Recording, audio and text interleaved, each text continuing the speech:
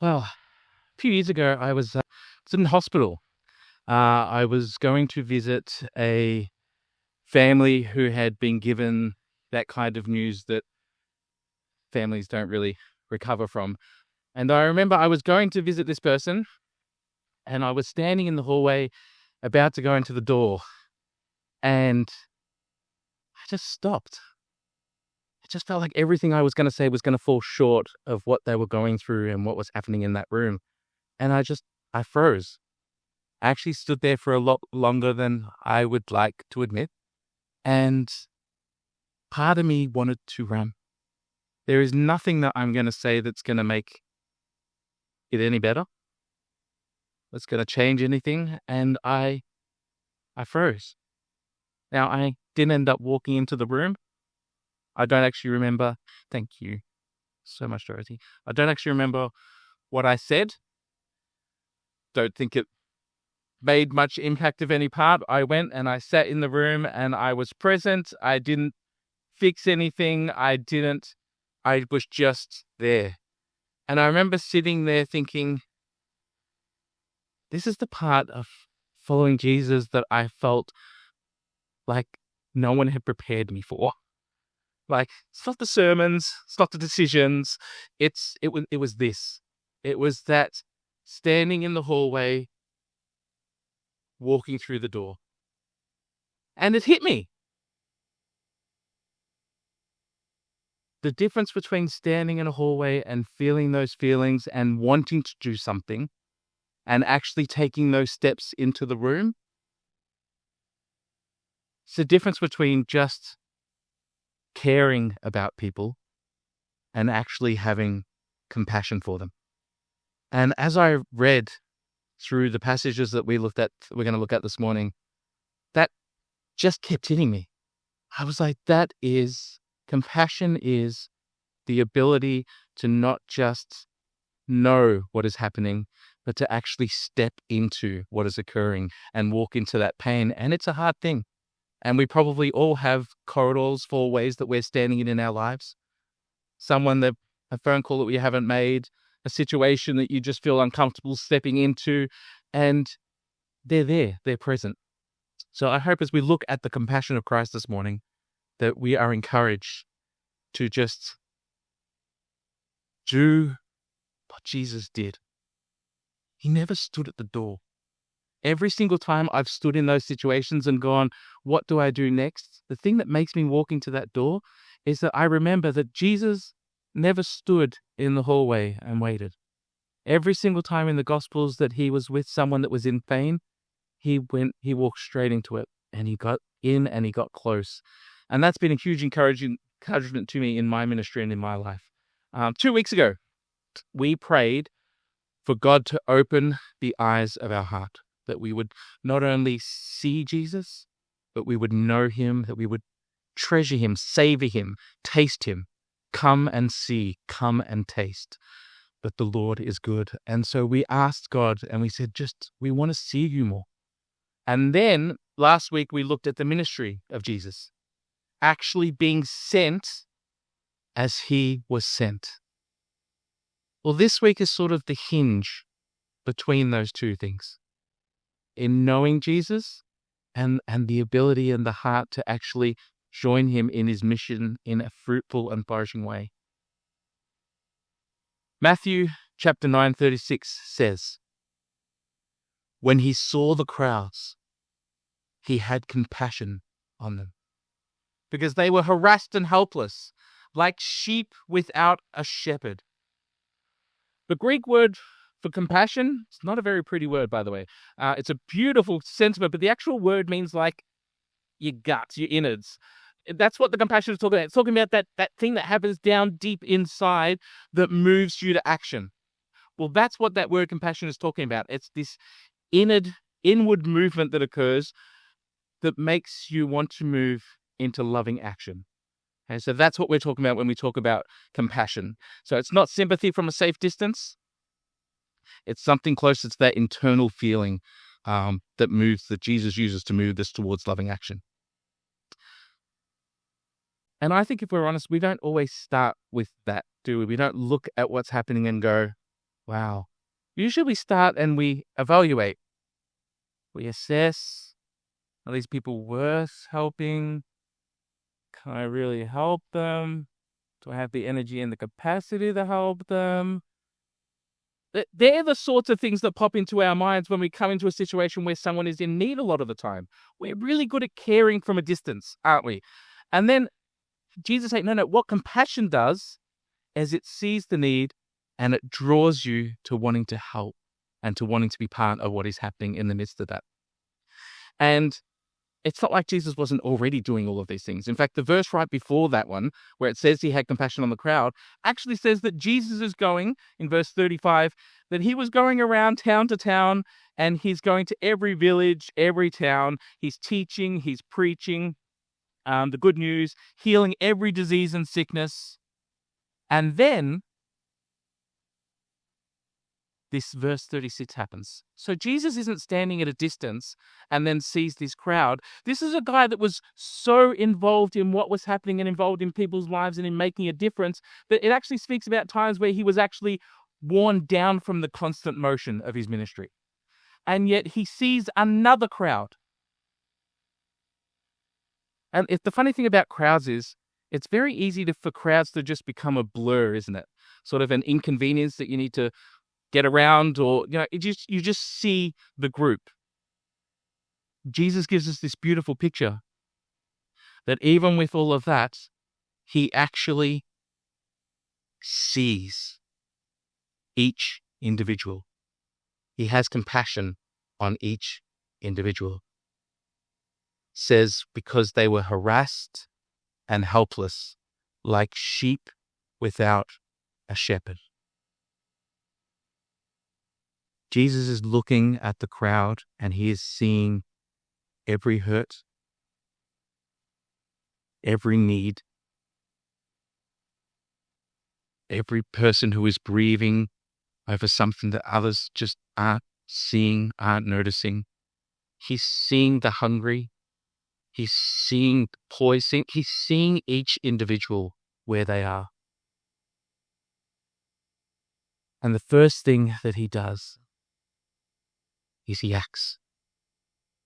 He goes and he moves towards them and makes a difference in their lives. I think we have a really hard time when we're walking along, seeing each person for who they are and asking God to just show me, help me to see those who are around me. Not just those who bump into me or those who come and sit with me or those who come. Help me to see those around me. Help me to see the needs and the ways that I can work in lives of those around me. Who will we stop seeing? Who in our very lives have we stopped seeing in that sort of way? Maybe there's someone at work that has bugged you. It's just this constant, and you just can't get from that to where compassion sits. Maybe there's even someone in your family that you've heard their story so many times and the need has been there, but it's just the same story. Same old. And you're like, my goodness, that is so far from compassion. It's not funny, but it's there. And it's easy to have that. Maybe you look around and you go, the need's too great. The need's too big. There's just too many. I mean, even Jesus didn't try and heal everyone in the world in the 3 years of his ministry. And you go, no, he didn't. But he does show us time and time again that when people were in front of him, he actually saw them. And that's the first thing I want us to see as we look at this compassion. I want us to be a people who see people as people, for who they are and what they need and what the Lord wants to do in their lives as individuals.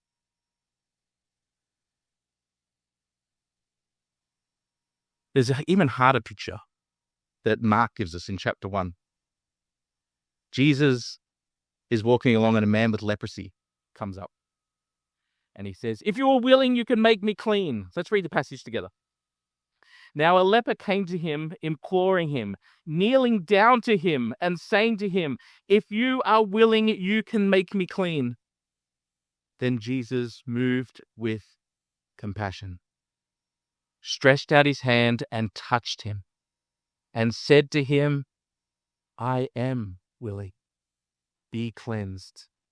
As soon as he had spoken, immediately the leprosy left him, and he was cleansed. I love what compassion moves Jesus to do in this situation. The healing didn't come until he spoke the word.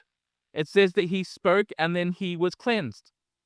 But Jesus goes up and he does something that you would never do in that day and age, in that culture. If someone had leprosy, they were unclean. You went and touched someone that was unclean, you were considered unclean. So he goes up and he touches this guy who has possibly not been touched in years. He touches the unclean. The compassion was in the touch. Jesus knew exactly what that guy needed. And it was more than a spoken word of healing.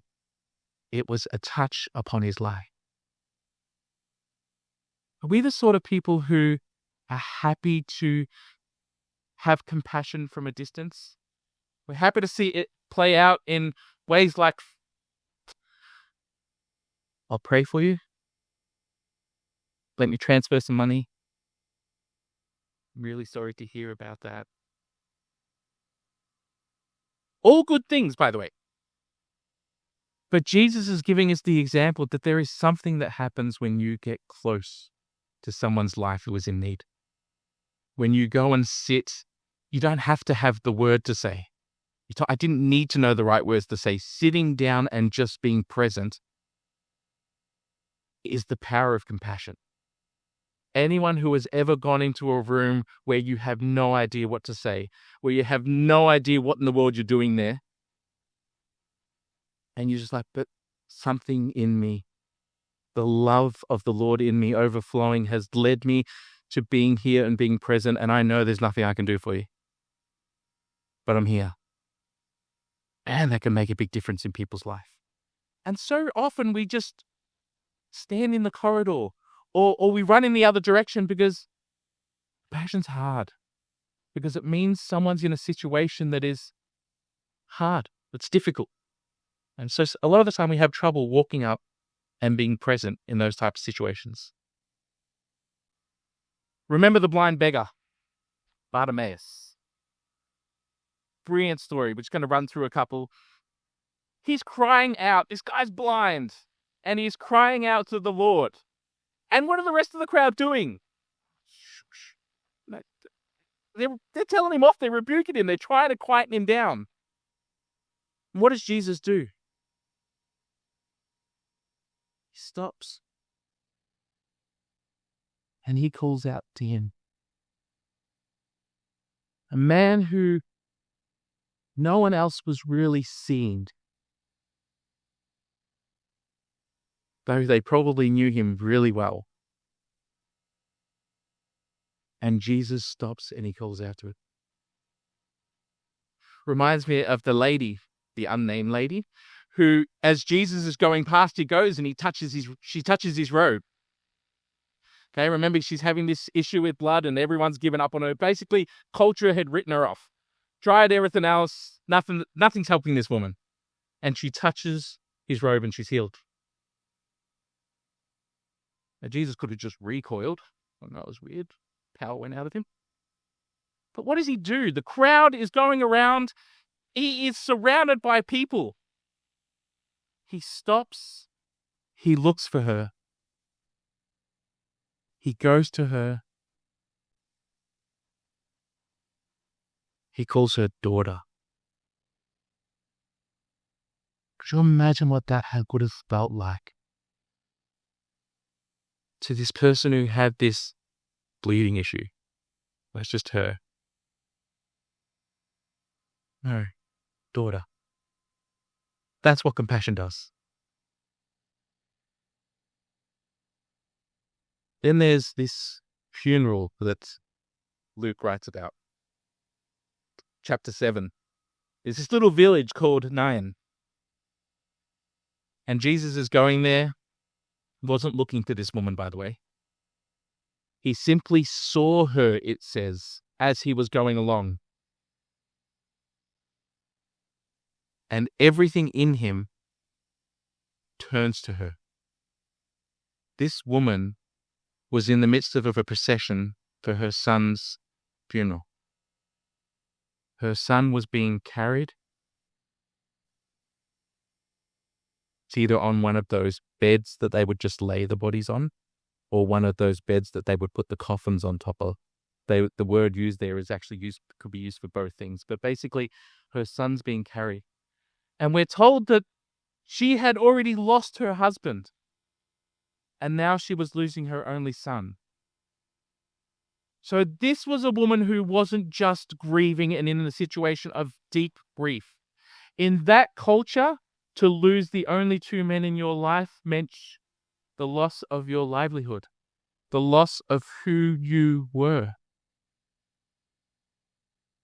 And Jesus saw that. And his day is interrupted.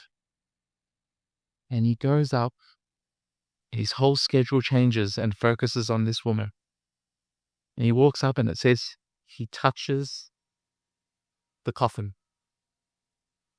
Which again, not something you did in that day.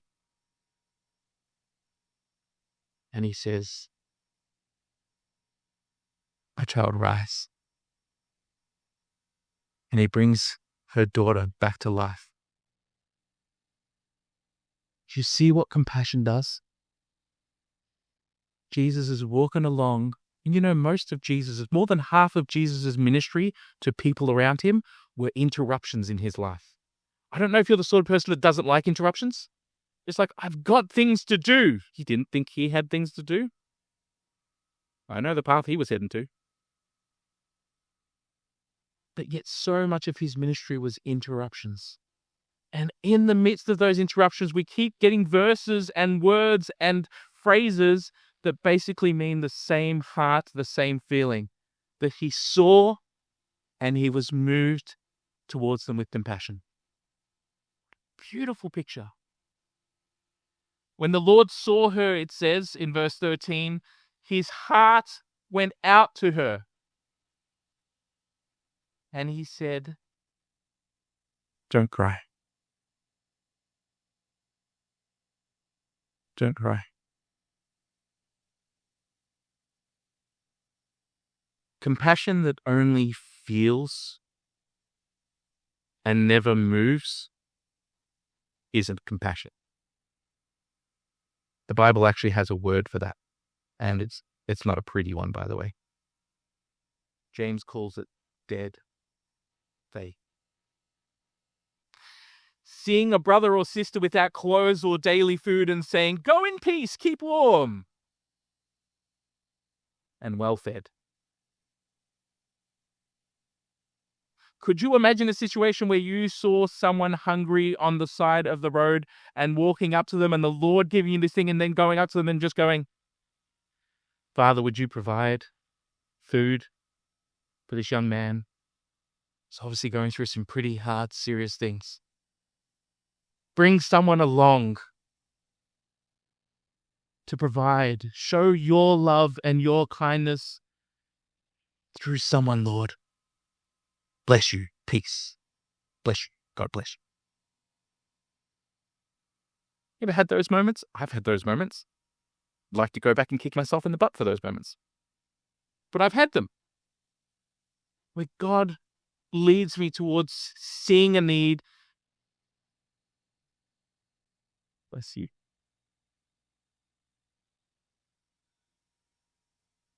What made Jesus' compassion real wasn't that his heart went out to them. It's that his feet actually followed. And I wonder how many times I've crossed the road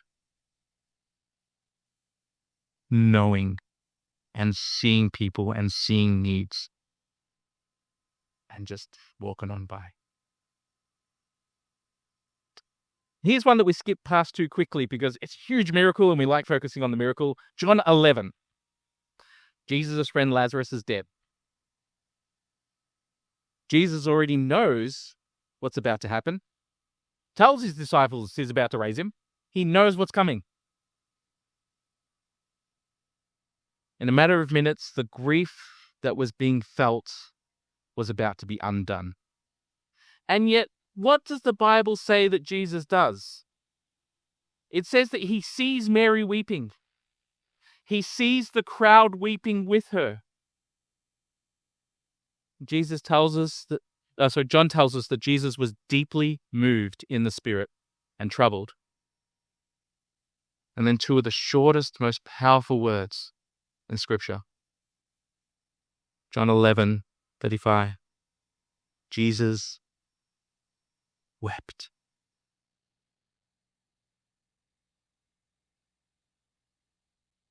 He knew the ending. He knew Lazarus was about to walk out of grief. And he wept anyway. Not because he needed convincing that death was sad. He wept as the people in front of him were in pain right now. And his compassion refused to skip ahead through the resolution and leave that grief unattended in the meanwhile. And that's what compassion costs. It doesn't fast forward through someone else's pain because you can see the other side. It sits in the grief even when we already know how the story ends. Have you ever tried to comfort someone by giving them the silver lining? The answer? These guys are really good at it. At least, but God will. It'll be okay. Before you've even actually sat and wept with them.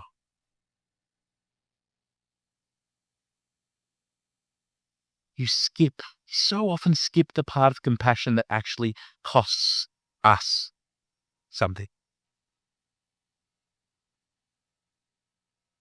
Jesus didn't skip it.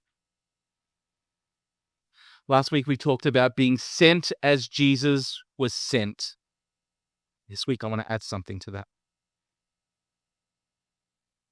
We are to carry his compassion, for it is the love overflowing in our lives that leads us to action. Paul writes to the Colossians, "Therefore, as God's chosen people, holy and dearly loved, clothe yourselves with compassion, kindness, humility, gentleness, and patience." Compassion isn't a spiritual gift that some of us get and some of us don't have. It is actually something that every one of us are meant to clothe ourselves with, to put on. It's just part of what it means to look like Jesus in a room.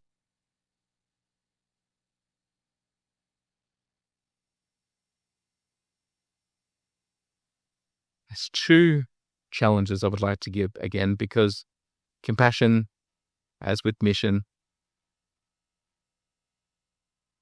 has a beautiful outward picture and a beautiful inward picture. So two things. Outward, this week, would we slow down for one person that we would normally walk past? Don't know if you guys noticed through the midst of this, but I love the picture of I love the parable of the Good Samaritan. Absolutely love it. Most people just read it and go, there was a few people that walked past, the first couple went past him, had something else going on, busy schedule, whatever their reasoning was, looked at it and went, that's too much to deal with. Whatever happened, the first two looked, saw, and went, nope, and went to the other side of the road. Not told exactly why. Could be for many, many, many reasons. We all have our own little reasons for why we walk across the road when there is a need over this side. And then the third person, who had the most reason to walk to the other side of the road, goes up and helps and heals and finds a place and gives money, and hey, I'll come back if there's any more need. You just give the care that I can't give because I have to keep going, but I'll be back. And thank you. Could you just keep helping? Beautiful picture, isn't it, of how we work together? It's not all on your shoulders. You don't know what God's using you for and then is going to use you for and the next person for in that person's life. Just be willing to do and be interrupted in that moment, and you watch a beautiful story come out that ends up being God's story in someone's life. Yeah, I know it was a parable, but you could be the real life parable. I was on the outward, wasn't it? Okay, so literally or figuratively, someone that you would normally walk past, someone whose need has become maybe background noise to you. Don't just notice them again. Move towards them. Could be a conversation, could be a meal, could be an hour of your time. An hour that you weren't necessarily planning to give away. Love. Man, let's just do a week on the interruptions of Jesus. No, it would be too many weeks. Let's do a whole bunch of weeks on the interruptions of Jesus. Let it cost you something real. The way it cost Jesus something real when he reached out and touched what he wasn't supposed to, or what culture said he wasn't supposed to. Inward. Find someone in the church. Someone who's grieving. Someone who's struggling. Someone who's just feeling weary right now. And there are plenty in that category. And sit with them. Not necessarily trying to fix it or rush to a silver lining. No solutions. Don't rush to verses. Give them if you're led.